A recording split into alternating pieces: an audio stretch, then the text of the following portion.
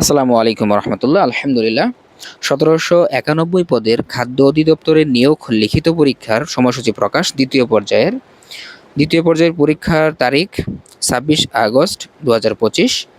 সময়কাল সকাল ১০ ঘটিকা হইতে থেকে ১১ ঘটিকা পর্যন্ত, টোটাল ১ ঘন্টা। স্থান হবে ঢাকা মহানগরী।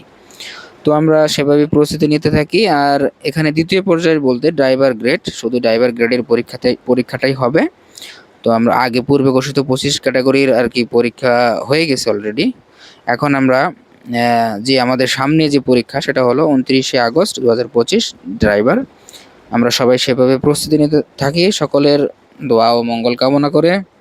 সবসময় আমি সামনের দিকে আপনাদের এরকম ভালো ভিডিও দিতে বা সাজেশন দিতে ইনশাআল্লাহ প্রস্তুত আছি। তো আপনারা আমার সাথেই থাকুন। ধন্যবাদ সবাইকে। আসসালামু আলাইকুম রহমতুল্লাহ।